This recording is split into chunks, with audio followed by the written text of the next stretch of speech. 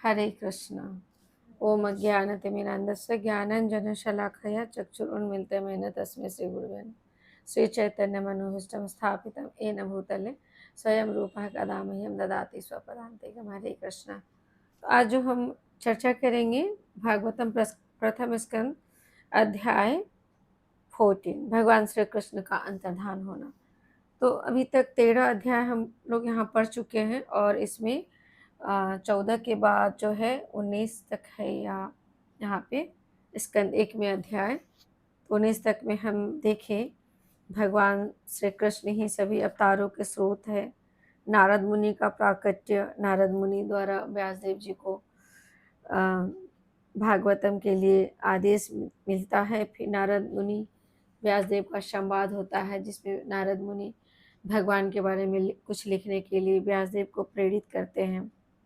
फिर द्रोण पुत्र को दंड, जो उत्तरा के गर्भ का नष्ट करने के लिए ब्रह्मास्त्र छोड़ा था। पुनः महारानी कुंती द्वारा प्रार्थना, जब भगवान द्वारिका की ओर प्रस्थान करने लगे थे, परीक्षित महाराज की रक्षा उत्तरा के द्वारा प्रार्थना किए जाने पर अश्वत्थामा के ब्रह्मास्त्र से भगवान श्री कृष्ण की उपस्थिति में भीष्मदेव का देह त्याग हुआ, जहाँ सभी पांडव भी वहाँ पहुँचे थे और अंतिम ज्ञान दर्शन दिए भीष्म पितामह अपने पौत्रों को। पुनः भगवान द्वारिका के लिए प्रस्थान किए, फिर उनका स्वागत हुआ द्वारिका में। फिर सम्राट परीक्षित महाराज का जन्म का चर्चा किए हम, धृतराष्ट्र महाराज का गृह त्याग। तो यहाँ तक हम 13 अध्याय तक अध्ययन किए।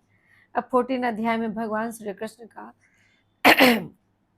अंतर्धान होना, अर्थात अब भगवान श्री कृष्ण के आने के जो भी उद्देश्य थे, सारे उद्देश्य अब पूर्ण हो गए हैं।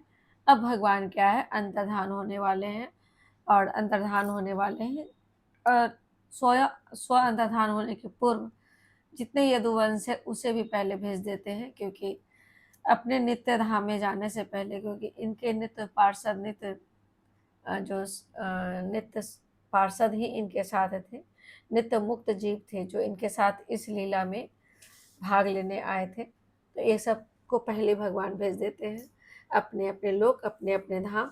और भगवान अब अपने लोक जाएंगे, गोलोक जाएंगे भगवान यहाँ से।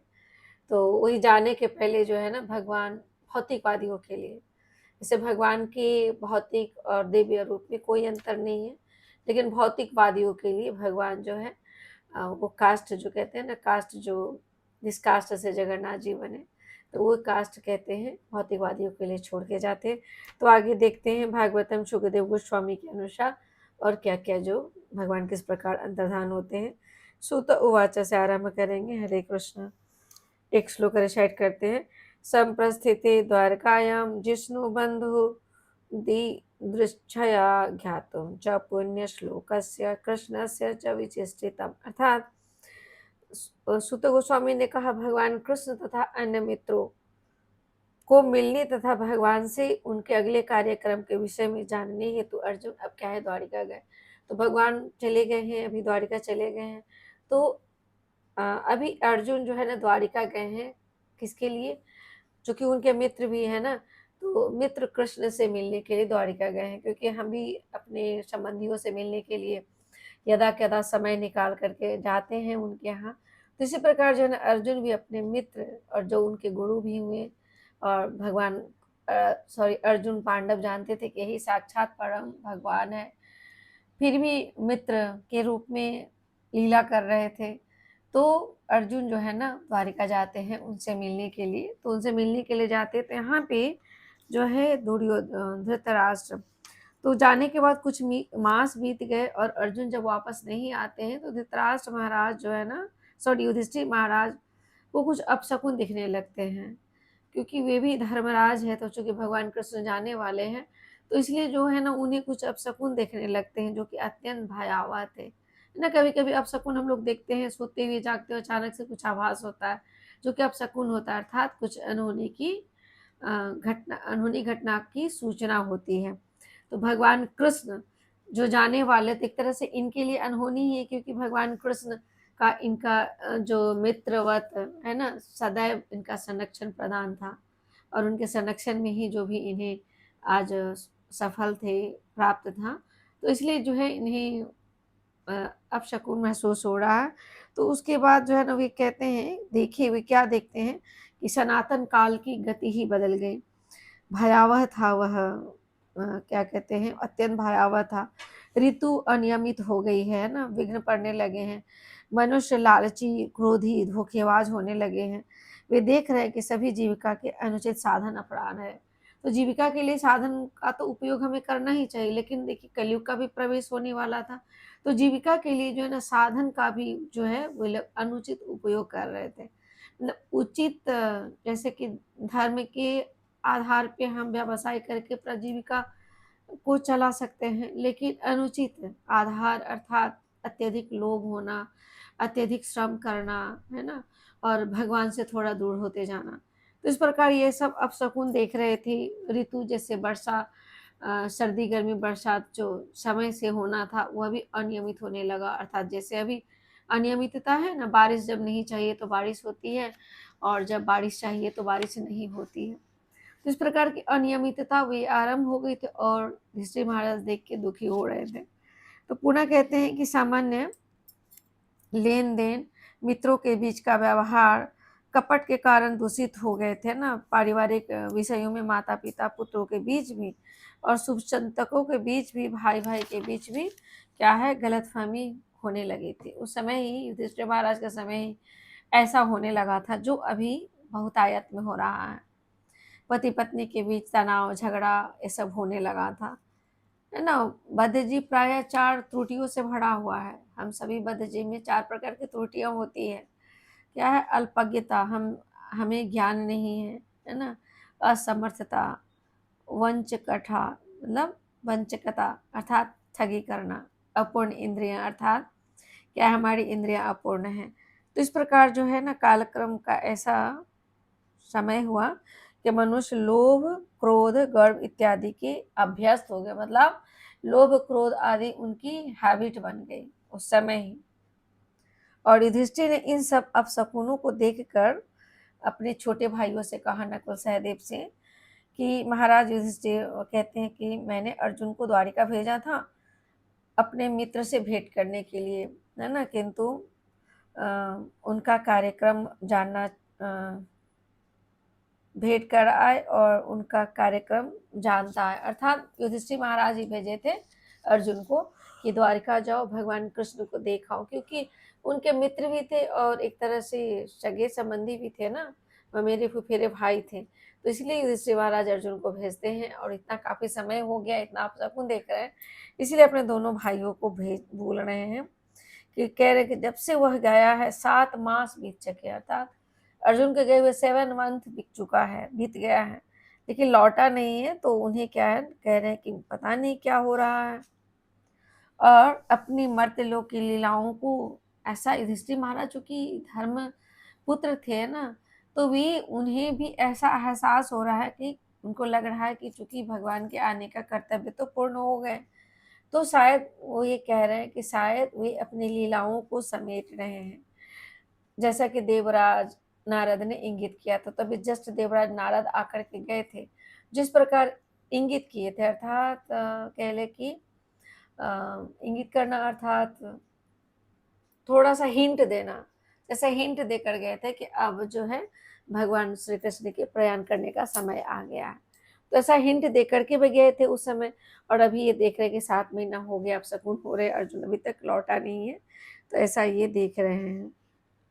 तो यहाँ पे गीता में भी है कि जब जब धर्म की ग्लानि होती है, भगवान प्रकट होते हैं, अधर्म का नाश करते हैं, धर्म की स्थापना करते हैं। तो युधिष्ठिर महाराज को धर्म के प्रतीक के रूप में राज्यारोहण किया गया था। लेकिन पुनः क्या है, अभी है ना, कहते हैं कि गीता में कुछ ऐसी बातें भगवान कहे हैं 4.78 में, तो यही है कि भगवान कहते हैं कि जब जब धर्म की ग्लानि होती है तो मैं अवतरित होता हूँ, अधर्मों का नाश कर धर्म की संस्थापना करता हूँ, और भक्तों को कल्याण करता हूँ ना, परित्राणाय साधूनां विनाशाय च दुष्कृतां, दुष्टों को विनाश कर भक्तों की रक्षा करता हूँ।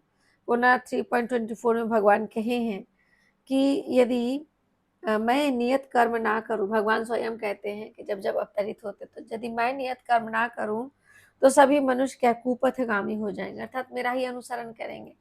तो भगवान को किसी नियत कर्म करने की आवश्यकता नहीं है, न उन्हें कर्म करने की बाध्यता है, न ही आवश्यकता है, लेकिन फिर भी वे नियत कर्म करते हैं। भगवान होकर के भी आते हैं तो नियत कर्म करते हैं, गुरु करते हैं, सभी नियत कर्म करते हैं जो हमें आवश्यक है अपने जीवन यापन के लिए, हमें सिखाने के लिए, हमें शिक्षा देने के लिए। इस प्रकार भगवान कहते हैं।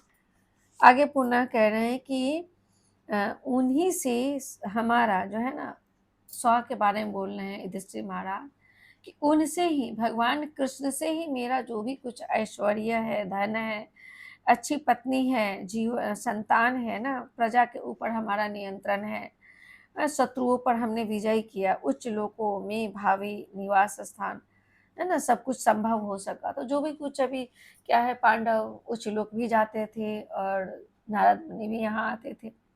तो यह देख के कह रहे कि ये सब कुछ भी जो मुझे प्राप्त हुआ है, यह सब उनके कारण ही प्राप्त हुआ है, उन्हीं परम भगवान के कारण प्राप्त हुआ है।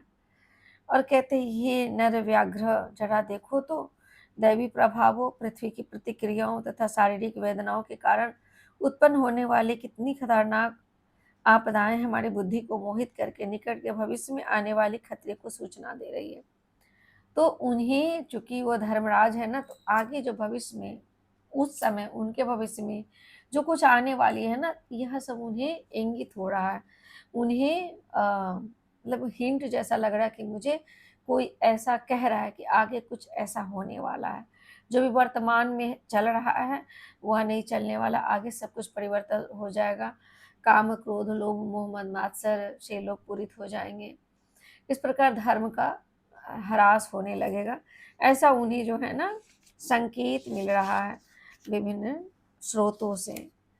तो कहते हैं युधिष्ठिर महाराज कहते हैं कि मेरा बायां भाग, अर्थात क्या ना, जब बायां भाग फड़कता है पुरुष का तो कहते हैं अशुभ होता है, लेकिन वही दायां भाग फड़कता है ना, हमारा आंख वगैरह कभी कभी फड़फड़ाता है, तो फड़कना शुभ अशुभ, यह भी शुभ अशुभ संकेत देता है हमें। तो स्त्री का बायां फड़कना शुभ होता है, लेकिन पुरुष का बायां फड़कना क्या होता है, अशुभ होता है। और स्त्री का दायां फड़कना अशुभ होता है, जबकि पुरुष का दायां फड़कना शुभ होता है। तो यहाँ पे युधिष्ठिर महाराज कह रहे कि मेरी बाई जांघें, भुजाएं, आंखें ना बार बार फड़क रही है, भय से मेरा हृदय घबरा रहा है, यह सब अनिष्ट घटना को सूचित करने वाले हैं। तो इस तरह जो है ना, हमें कुछ ऐसा लग रहा है कि कुछ अनिष्ट होने वाला है, चूंकि भगवान कृष्ण जाने वाले, तो सबसे बड़ा अनिष्ट तो यही है उनके जीवन के लिए। और कह रहे हे भीम जरा देखो तो, यह सियारिन किस प्रकार उगते हुए सूर्य को देखकर रो रही है। तो सियारिन भी आवाज कर रही। तो रामायण में भी ऐसा वर्णन है कि जब भगवान को वनवास जाना था, तो इस प्रकार के अपशकुन राजा दशरथ महाराज को होने लगते हैं। तो इसलिए वे जो है ना अत्यंत शीघ्रता से, जबकि भरत और शत्रुघ्न गए थे अपने नानी घर, तो अत्यंत शीघ्रता से चाहते हैं कि हम राम का राज्याभिषेक कर दे, ताकि कुछ जो अपशकुन होने वाला है, तो हम तो वृद्ध हो गए, कुछ होना है तो ठीक है हमें हो जाए। दशरथ महाराज का कोई ऐसा इंटेंशन नहीं होता कि हमारा पुत्र, दो पुत्र यहाँ है नहीं और भगवान राम का राज्याभिषेक कर दे। लेकिन चूंकि वे बहुत अपशकुन देखने लगे थे अपने जीवन में, जो भी युधिष्ठिर महाराज देख रहे हैं, तो यह अपशकुन जो देखने लगे थे, तो इसलिए जो है मंत्री से मंत्रणा करके भगवान राम के राज्याभिषेक का शीघ्रता से उन्होंने निर्णय लिया और उनकी तैयारियां भी करने लगे थे। लेकिन जब यह तैयारियां होने लगती तो देवताएं जो है ना, देवलोक के इंद्र आदि चिंतित हो जाते कि अरे यह तो भगवान के राज्याभिषेक की तैयारी हो रही, भगवान यदि राजा बन गए तो फिर तो हम जिसके कारण भगवान का अवतरण हुआ है, जिस उद्देश्य के लिए भगवान का अवतरण हुआ है, वह तो उद्देश्य समाप्त हो जाएगा। भगवान राज्य का काज में यदि लिप्त हो जाएंगे तो फिर यह कंस को कौन मारेगा। भगवान का अवतरण होना उसको मारने के लिए ही था मुख्यतः। और जितने भक्त, भगवान के भक्त जंगल में उनके लिए तपस्या आदि कर रहे थे, प्रतीक्षा कर रहे थे, तो उन्हें भी भगवान को ये करना था, दर्शन लाभ देना था, कृपा उन पर करना था। तो इस प्रकार जो है ना, भगवान जो है ना इंद्रदेव माता सरस्वती से प्रार्थना करते कि माता सरस्वती आप कुछ कीजिए। कहते हैं ना कभी कभी हम कि हमारे जिह्वा पर सरस्वती विराज हो गए, तो माता सरस्वती से जो है ना प्रार्थना करते हैं। तो सरस्वती माता जो है आकर के मंथरा की बुद्धि को बुद्धि कर देती है, फिर कैकेयी की बुद्धि भी को बुद्धि कर देती है, और इस प्रकार जो है आगे भगवान के वनवास की घटना घटती है और दशरथ महाराज जो है चले जाते हैं। तो यहाँ पर भी इसी प्रकार यहाँ पे हो रहा है। अपशकुन, तो अपशकुन जो आजकल हम कहते हैं ना कि आजकल हमारा अपशकुन, हमें भी ऐसा लगता है, तो अपशकुन, हाँ, निश्चित ही यह शास्त्रों में वर्णित है कि अपशकुन यदि हमें कुछ लग रहा है तो निश्चित ही कुछ अपशकुन होने वाला रहता। अभी देखिए भगवान कृष्ण और बलराम प्रयाण करेंगे, उस समय भगवान राम को वनवास जाना था और दशरथ महाराज को क्या था, उन्हें शरीर त्याग करना था, तो अपशकुन देख रहे थे। तो यहाँ पे पुनः कह रहे हैं कि जो सूर्य, देखो सूर्य को देखकर सियारिन रो रही है ना, और अग्नि उगल रही है, जैसे लग रहा है सूर्य, जैसे लग रहा है कि अग्नि उगल रही है। कुत्ता किस प्रकार देखो भौंक रहा है मुझ पर, निर्भय होकर मुझ पर भौंक रहा है। हे भीमसेन, हे पुरुष व्याघ्र, आप जैसे अब गाय जैसे उपयोगी पशु मेरी बाईं ओर से निकले जा रहे हैं और गधे जैसे निम्न पशु मेरी प्रदक्षिणा कर रहे हैं। मेरे घोड़े मुझे देखकर रोते प्रतीत हो रहे हैं। तो क्या क्या अपशकुन हो रहे हैं कि ये जो गैया है बाईं ओर से निकल रही है और गधे जो है निम्न पशु, वो मेरी ही प्रदक्षिणा कर रहे हैं, और घोड़े देखकर मुझे ऐसा लग रहा है कि घोड़े रो रहे हैं, जो उनके ही घोड़े हैं। और कह रहे जहाँ देखो तो यह कबूतर मानो मृत्यु का दूत है ना, उल्लू तथा इनके प्रतिद्वंदी कौवों को चीख कर मेरे हृदय को दहला रहे। अर्थात जो पक्षी आदि भी जो ना वो भी कोलाहल कर रहा है, और एक कोलाहल होता है जिसमें मिठास होती है ना, लेकिन यह कोलाहल थोड़ा भयावह था। कह रहे इनसे क्या है, इनके हृदय विदीर्ण हो रहे हैं, दहल रहे हैं। तो कहते हैं ऐसा प्रतीत हो रहा है कि संपूर्ण ब्रह्मांड को शून्य बना देना चाहते हैं, इतनी भी भयभीत हो रहे हैं। यह जो अपशकुन होने वाला भगवान कृष्ण जाने वाले हैं। तो जरा देखो तो किस प्रकार धुआं आकाश को घेरे हुए हैं, लग रहा है कि पृथ्वी और पर्वत कांप रहे हैं बिना बादलों के यह गर्जन। तो जरा देखो आकाश से गिरते वज्रपात को तो देखो। तो इस प्रकार देखिए आकाश से वज्रपात भी हो रही है, और वायु तेजी से बह रही है, सूर्य अन्य वायु तेजी से बह रही है, सर्वत्र धूल बिखराकर अंधेरा उत्पन्न किए हुए बादल सर्वत्र रक्तिम आपदाओं की वर्षा कर रही है। तो इस प्रकार जो है ना रक्तिम आपदाओं की वर्षा कर रही है, क्या यहाँ पे कहा जा रहा है। पुण्य कर सूर्य की किरणें, बादल, हवा की तेज गति और इसके कारण धूल का बवंडर। तो सूर्य की जो गति है, किरणें, वह तो मंद निश्चित हो जाएगी, है ना। और तारे लग रहा है परस्पर भीड़ रहे हैं, इन्हें लग रहा है कि तारे भी आपस में टकरा रहे हैं ना। भ्रमित जीव जलते हुए और रोते हुए प्रतीत हो रहे हैं, इन्हें लग रहा है कि जीव सब जो है ना रोते और बिलखते हुए जैसे लग रहे हैं। नदियां, नाले, तालाब, जलाशय, मन सभी विक्षुब्ध है, घी से अग्नि नहीं जल रही है। कैसा असामान्य समय है। तो इतने सारे अपशकुन ये देख रहे हैं, आखिर क्या होने वाला है। कह रहे हैं युधिष्ठिर महाराज अपने भाइयों से, आखिर क्या होने वाला है। बछड़े ना तो गाय के थन में मुंह लगा रहे हैं, न गाय दूध देती है। आंखों में आंसू भरे रंभा रही है गैया, आंखों में आंसू लिए गैया रंभा रही है ना। अब बैलों को चारागाह में भी कोई प्रसन्नता नहीं, अर्थात बैल जो चारागाह भी नहीं ले रहे हैं। मंदिर में अर्चा विग्रह रोते हुए, शोक करते हुए, पसीजते हुए प्रतीत हो रहे हैं। अर्थात जो श्री विग्रह जो है वे ऐसा उन्हें प्रतीत हो रहा है कि रो रहे हैं, पसीज रहे, अर्थात उनके शरीर पे पसीना दिख रहा है, ऐसा कह रहे हैं। और भगवान भी लग रहा है कि शोक, जो विग्रह है वो भी लग रहा है कि वो भी शोक मग्न है। सभी नगर, ग्राम, कस्बे, बगीचे, खाने, आश्रम अब सब सौंदर्य विहीन, ऐसा लग रहा है कि जो सौंदर्य से परिपूर्ण था उनका राज्य, सब सौंदर्य विहीन हो गया है, ऐसा लग रहा है उन्हें। और समस्त आनंद से रहित है, सब कुछ अब कहीं कुछ आनंद नहीं, सब कुछ आनंद से रहित हो गया है। मैं नहीं जानता कि हम पर किस प्रकार विपत्ति आने वाली है, और कह रहे कि मैं नहीं जानता कि किस प्रकार की विपत्ति आने वाली है। मैं सोचता हूँ पृथ्वी पर हो रही संपूर्ण उथल पुथल विश्व के सौभाग्य की किसी बहुत बड़ी होनी की सूचित कर रहे हैं। संसार भाग्यशाली था कि उस पर भगवान कृष्ण के चरण कमलों के पद चिन्ह अंकित हुए। तभी जो कह रहे हैं कि जो संसार, जिस संसार में अभी हमें, तो भाग्यशाली था यह धरती जहाँ भगवान के चरण कमल पड़े, उनके चिन्ह पड़े। और ये लक्षण अब सूचित करे कि अब आगे ऐसा नहीं रह पाएगा। अब ये कह रहा है, इनको यह सब सूचना जैसे ये लग रहा है कि अब भगवान के चरण अब नहीं पड़ने वाले हैं। हे ब्राह्मण शौनक, अब ये सूत गोस्वामी, इनकी वार्तालाप अपने भाइयों के साथ हो रही है, जो कि ये श्रुत गोस्वामी यही घटना को शौनक ऋषि को कह रहे हैं। तो कह रहे, हे शौनक ऋषि, जब महाराज युधिष्ठिर उस समय पृथ्वी पर इन अशुभ लक्षणों को देख रहे थे तो अपने मन में सोच रहे थे कि तभी अर्जुन यदियों की पूरी से वापस आ गए। और ऐसा सोच ही रहे थे तो क्या है, अर्जुन अब वापस आते हैं। अर्जुन वापस आए तो उन्होंने अपने भाई का चरण स्पर्श किया। तो देखकर जो है उनकी निराशा थोड़ा अभूतपूर्व थी ना। राजा ने देखा कि उनकी भी निराशा, अर्जुन के चेहरे पे भी निराशा थी ना। उसका सिर नीचे झुका हुआ था, उनके कमल नेत्रों में आंसू भरे हुए थे। किनके? अर्जुन के कमल नेत्रों में आंसू भरे थे। हृदय की उद्विग्नताओं के कारण अर्जुन पीला पीला दिख रहे थे। राजा ने नारद मुनि द्वारा बताए गए संकेतों का स्मरण करते हुए मित्रों के मध्य ही उनसे पूछा। देखिए कि अर्जुन जो पीले दिख रहे थे, संतप्त थे किसी कारण से। कारण तो ये जाने, लेकिन युधिष्ठिर महाराज नहीं जान रहे हैं। तो पूछते हैं, कारण पूछते। युधिष्ठिर कहते हैं कि मेरे भाई, मुझे बताओ कि हमारे मित्र संबंधी है ना, जैसे यथा मधु, भोज, दसाई, हार्य, आरह, सातवत, अंधक, यदुवंश के समस्त सदस्य अपने दिन सुख से तो बिता रहे हैं, ऐसा अर्जुन को पूछ रहे हैं युधिष्ठिर महाराज। और पूछते हैं कि मेरे आदरणीय नाना सूरसेन प्रसन्न तो हैं।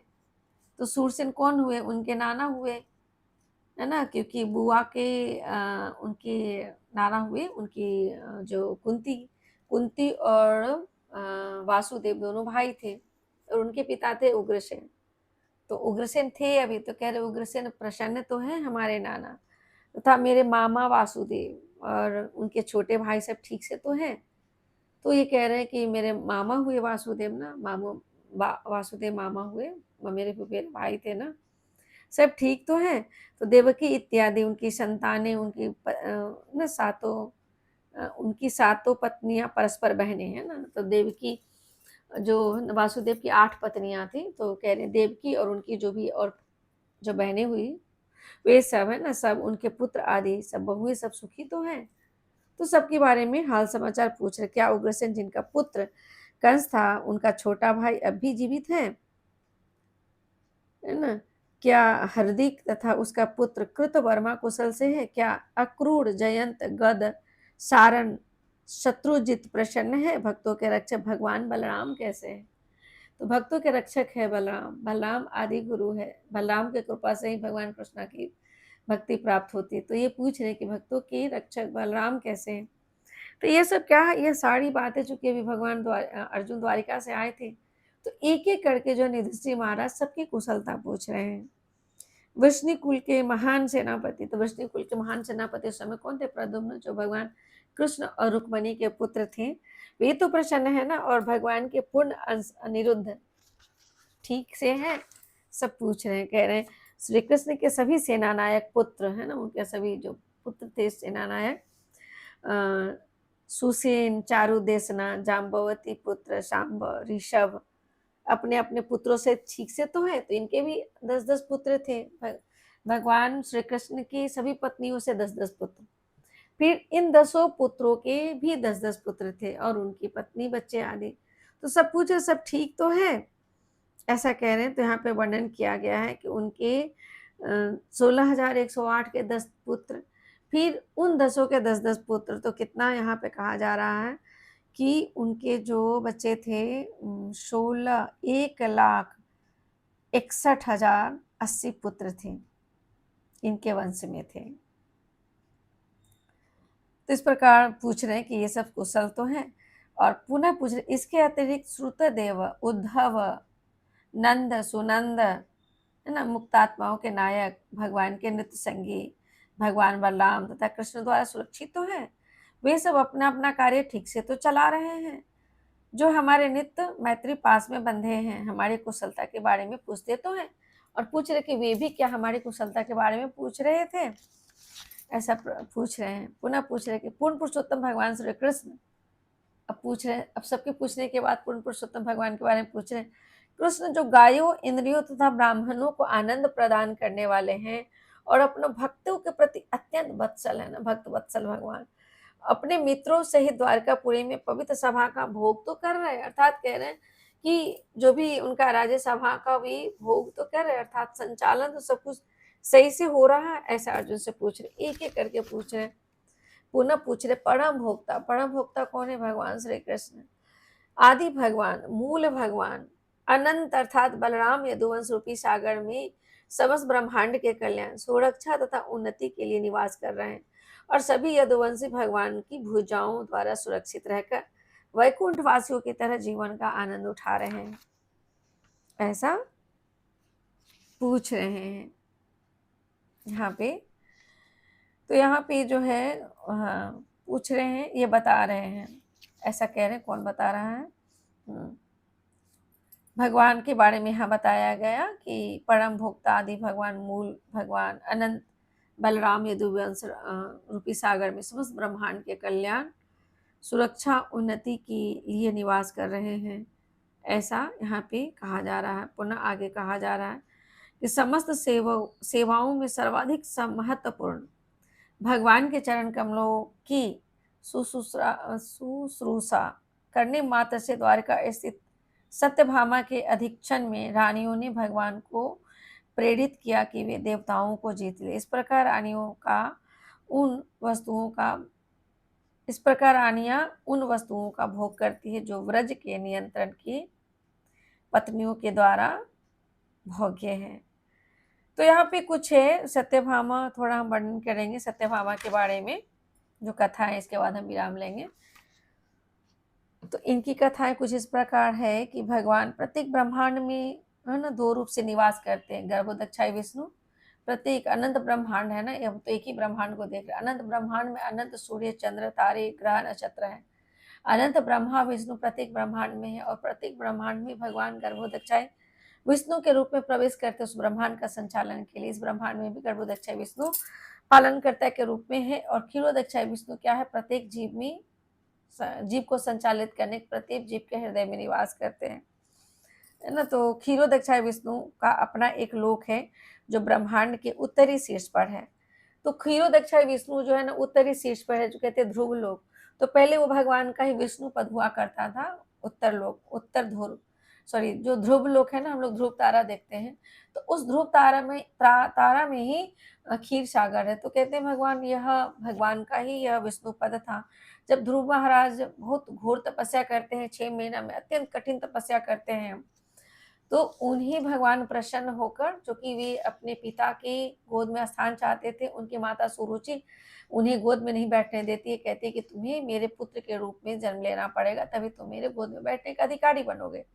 लेकिन यह जानने पर जब अपनी माता सुनीति को पूछते, तो माता सुनीति कहती कि हाँ, मैं भी चूंकि उनकी पुरानी पत्नी हूँ, तो मुझे भी उत्तानपाद उनके पिता थे, हमारा भी हमें भी अभी नहीं, मेरी बातें नहीं मानते, है ना, सुरुचि के ही प्रेम पास में बंधे रहते हैं।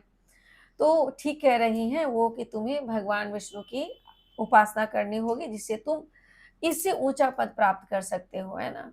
तो भगवान के पिता का गोद ही नहीं, तुम इससे भी ऊंचा पद प्राप्त करना है तो भगवान की तपस्या करो, माता कहती है। और वे माता के कहने पर आज यदि ऐसा कुछ हो तो हम क्या कहें, हमारा बच्चा कुछ कंप्लेन लेकर के आए कि मेरे साथ ऐसा हुआ, तो हम क्या करते हैं, तुरंत बच्चे को सही मान करके जहाँ से कंप्लेन आया है उसे कुछ बोलने चले जाते हैं। लेकिन उस समय माता सुनीति कहती है कि जो भी कुछ कंप्लेन है वो सत्य तो है, कि तुम्हें भगवान की तपस्या करनी पड़ेगी उससे ऊंचे स्थान पाने के लिए। तो 5 वर्ष के बालक थे ध्रुव महाराज, जो जंगल निकल पड़ते हैं तपस्या के लिए। अब नारद मुनि जी आकर कहते हैं, बालक हो आप, घर जाओ, आपकी तपस्या करने की आयु नहीं है। लेकिन फिर भी ध्रुव महाराज को तो भगवान ऊंचा पद चाहिए था। उस समय क्या था, उन्हें ऊंचा पद चाहिए था, है ना, सबसे ऊंचा पद चाहिए था। इस भाव से वो तपस्या के लिए निकलते, कहते तपस्या करते हैं।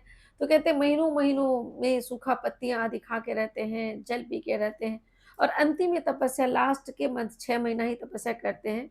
लास्ट मंथ में कहते सांस ही उन्होंने रोक ली है। ध्रुव महाराज अपनी सांस रोक लेते हैं, 30 दिन तक अपनी सांस रोके रखे। तो सांस जब रोके रहे तो उनकी तपस्या से कहते सारे देवताओं को सांस लेने में असुविधा हुई। तब देवताओं आदि के प्रार्थना करने पर भगवान जो है ना ध्रुव महाराज को के सामने प्रकट होते हैं। फिर वह श्वास लेते हैं, तो अपनी श्वास को रोक लेते हैं, जिससे देवता कष्ट में आकर भगवान से प्रार्थना करते हैं। और जैसे कि हिरण्यकश्यपु भी तप से, जब तीनों लोग तपने लगा था, तो भगवान के प्रार्थना करने पर ब्रह्मा जी प्रकट हुए थे। तो यहाँ पर भगवान विष्णु प्रकट हुए, और जब प्रकट हुए तो भगवान